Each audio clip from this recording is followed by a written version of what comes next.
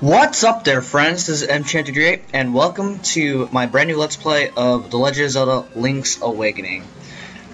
Originally released for the original Game Boy in 1993, however I'm playing the Deluxe version that is on the Game Boy Color that's released in 1998.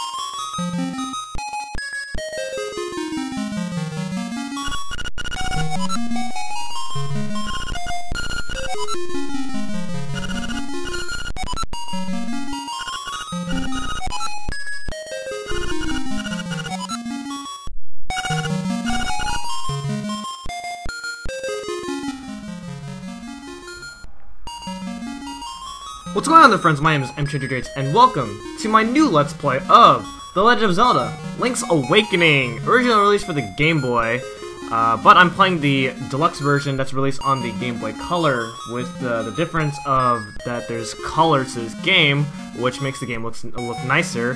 There's an optional dungeon, and then there's also a few other features that the original game did not have, which I will be showing in this playthrough. If you are a longtime fan on my channel, then you'll know that I did a Let's Play of this game 4.5 years ago, on July 28, 2013. And at the time that I did a Let's Play of this game, I was pretty happy with how it went. But looking at it now, I think I can do better. So, here I am now, doing this again. Hopefully I can redeem myself here. So, anyway, let's go ahead and talk to this guy right here.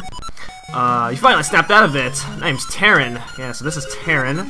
And the girl that just saved us from being shipwrecked here on this island, known as Cohillan's Island, is Marin. And if you are more of a fan of, let's say, the Oracle games, or even Ocarina of Time, there were two characters named Talon and Malon, and those characters share a resemblance for these two characters. But we're not gonna get to that as of right now. So anyway, Taryn's gonna give us our shield. We lost a sword or shield as we got shipwrecked, and Taryn just found our shield, and he was nice enough to give it back to us. What's nice about the shield is that we have an actual shield button, so that you can you don't have to stand in certain places to use your shield, which is nice, so that you can block enemies better. Anyway, as soon as you step out, you're going to notice that there's a lot of video game references, mainly Nintendo references, and most of them are Mario references, which is really cool. So we just saw a chain chomp there. The chain chomp is Bow Wow, the dog, which is pretty cool. We'll get to see more Bow Wow later. Those look like Gordos, but they're actually not called Gordos. They're called something else. I don't know what they're called in this game. Yeah. Here's our shield here. So you are the lad who owns the sword. Now I understand why the monsters are starting to act so violently. A courageous lad has come to wake the windfish. It is said that you cannot leave the island unless you wake the windfish. You should now go north to the mysterious forest. I will wait for you there. Hoot. Alright. And there's our sword. What I just did there is actually something called quick sword. Your shield's hitbox, when you hold your shield out, your hitbox is actually really big. And so, when I walked into the cutscene with my shield out, I was able to grab my sword before the owl had a chance to leave. And the owl is actually supposed to leave, and then you can get your shield, or then you can get your sword. You know, I was able to be fast. So that's one of the few tricks that I'll be doing. I don't know a lot of tricks in this game, so I won't really, but I'll show off as many tricks that I know how to do. And that's something I didn't do. I didn't do a lot of tricks in my old Let's Play, because on my original Let's Play, I've only beaten this game once at the time. And so, since, well, I'm more familiar with the game now, I know more stuff. And there is a saying that after that, you know, over the course of 4 years, your skill level will increase. So I want to believe that that's true. So anyway, we have to go to the Mysterious Woods, which is up here, and we can now go up here now that we have our sword. Brave lad, on your quest to wake the dreamer, welcome to the Mysterious Wood. Much of mystery you will find on this uncharted Cohillant Island. I'm afraid you may find it a trifle difficult to leave the island while the windfish naps. By the by, have you ever visited the Tail Cave, which is south of the village? Go there with the key you find in this forest. The windfish is watching. Alright, that's nice. I will keep that in mind. Alright, so this is the Mysterious Woods, which is one of my favorite places. It features the best music right away. And what I just got there is a Guardian Acorn. When you kill, I think it's 16 enemies without getting hit, then a Guardian Acorn will drop, and you will take half damage than what enemies would normally do to you. So that's cool. It wears off after you get hit 3 times. If you want to make it last long, then you gotta be careful. Alright, so that is 50 rupees right there. What's nice is that your sword can get stuff for you, which is nice. What I just did though is I actually skipped the text of it saying that you got rupees by pausing the game. So every time I open a chest, I would be pausing the game so I could skip the text, which is nice. And there's a heart piece right there, but I can't seem to get it, unfortunately, so that sucks.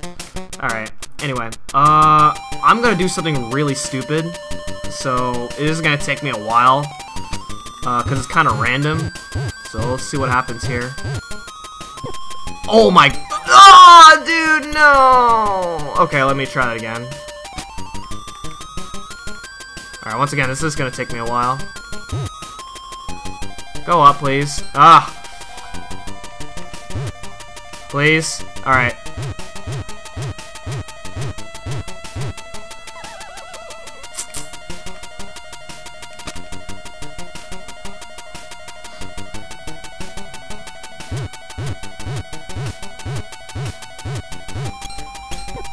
Yes! Okay, there we go. Alright.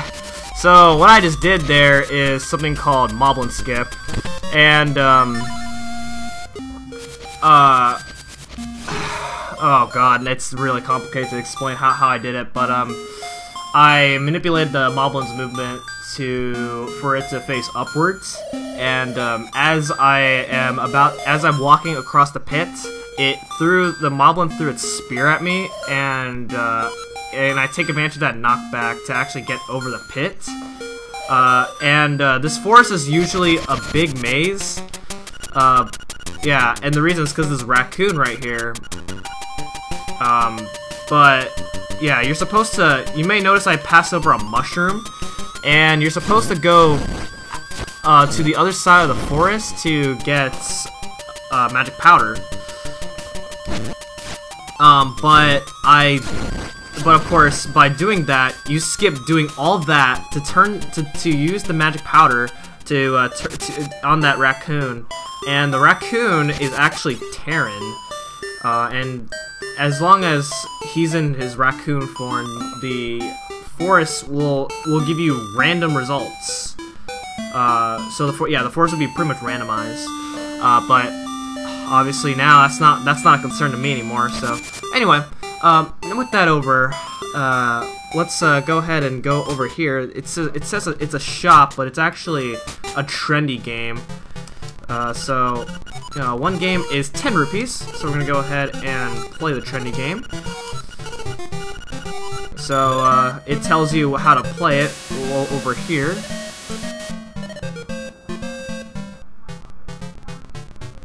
Oh, did I get it? Oh my god, I got it! Yes! Alright, that's actually really easy to do. So this is magic powder. We are going to be needing that. Magic powder you can sprinkle on things, and you get some pretty cool results on some enemies. For the most part, you can burn enemies. It's pretty much like a lamp from other Zelda games, for the most part. Alright, and then somewhere along the line, here it is. We have a secret seashell. There are 26 of these in the game, but the game really wants you to get 20. And so, the reason I won't mention until later. So I will be getting only 20 seashells in the game. So yeah, I won't be showing off how to get all 26, but I mean, if you look up somewhere, it will there. Then you can get a pretty nice guide on how to get all the seashells. All right, so in the shop here we have a shovel, hearts, and a shield. Decent items. Those are really expensive. All right. Actually. All right. Well, I think the shovel looks pretty cool, so I'm gonna go ahead and get it right now. Hey, I got it! Guess what? You got it for free. Are you proud of yourself? Yeah, I'm proud of myself, alright. And so now, actually, guess what? Terry went to the forest to look for toadstools, but I'd rather sing. Listen to this, it's called the Battle of the... Oh, okay, never mind. But, actually, if you steal all the NPCs will actually, call you thief. Because apparently somehow everybody in the world knows that you stole an item from the shop, which is pretty funny, I think. Yeah. Anyway, over here, but with the shovel, you can go ahead and dig this up right here, which is another seashell. So, yeah. When you steal items, you can obviously make use of them early on at points where the game doesn't really expect you to actually get those items early on. So I was able to get that seashell early, which is actually a pretty big sequence break. But anyway, if you go back to the shop again, I wasn't kidding when I said pay. Now you'll pay the ultimate price. Oh my gosh. And that's why you should not steal things. So, yeah, way to have a death right away. Anyway, so that was fun to mess around with. Now you know the law. Don't steal things. Note to self, don't steal things, otherwise you'll be punished for it real bad. And that certainly will not be fun. Alright, well, I have time, so let's go ahead and make our way to our first dungeon. So let's go ahead and do that. So you can go ahead and kill all the enemies here if you want. You can get rupees, you can get hearts and whatnot out of these enemies, which is nice. And then of course you can get 2 items, either a guardian acorn or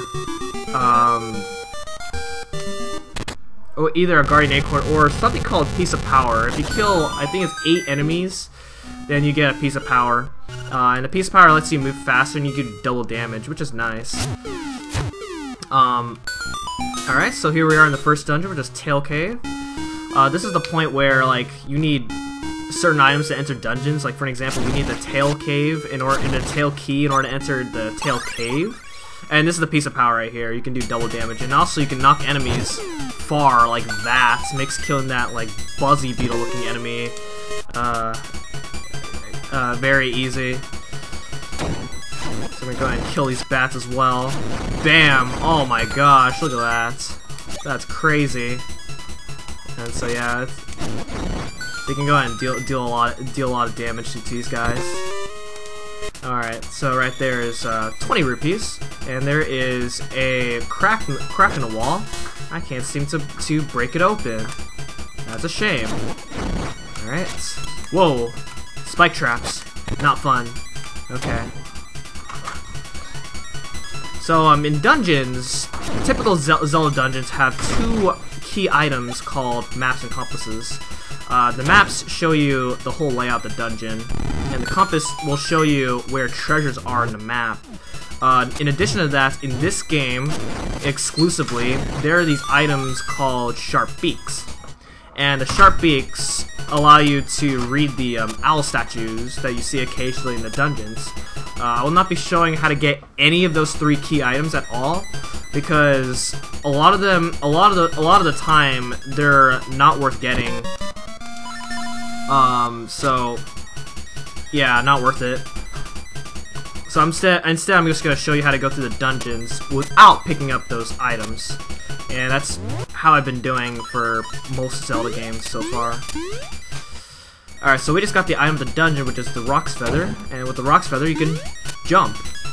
An actual jump button in a Zelda game. What is this? You never see that in most other Zelda games. In most other Zelda games, you have to walk off a ledge in order to jump, instead of implementing an actual jump button. So yeah.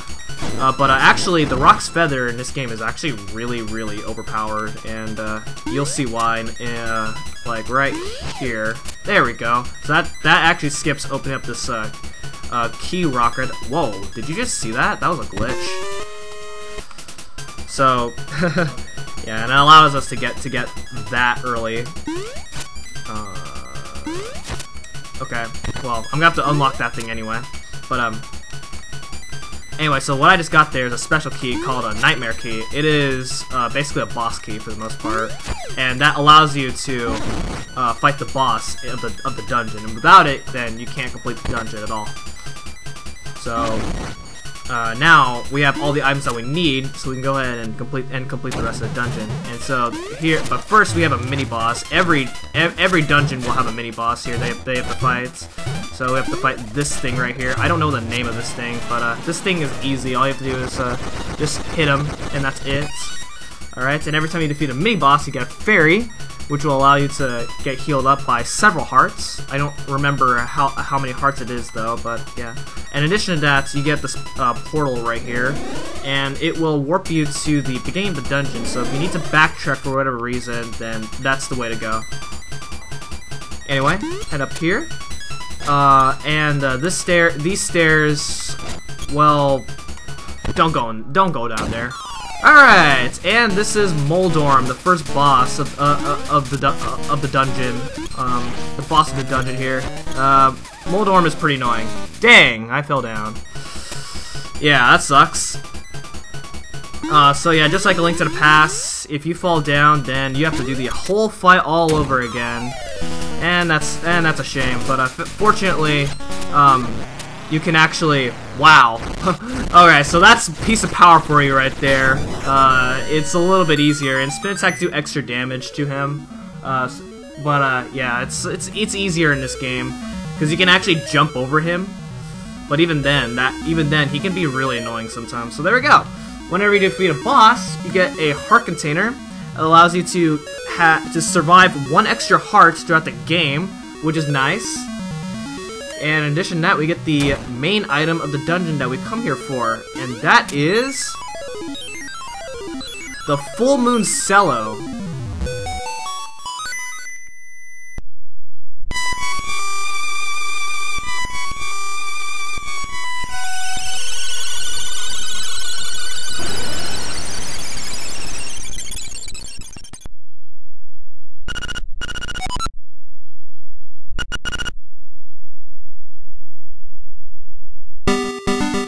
Alright, and with that, I'd say we had a good start throughout the game. I mean, we got some rupees, we got our sword, our shield, we beat the dungeon. That's a lot of progress already in the first episode, so I'm pretty happy with that. Alright, and with that's gonna be it for this episode of The Legend of Zelda Link's Awakening. Next time, we are going to make our way to our next destination, and see what we can do now that we have the Rock Feather. So thank you so much for watching, I'll see you guys next time, goodbye!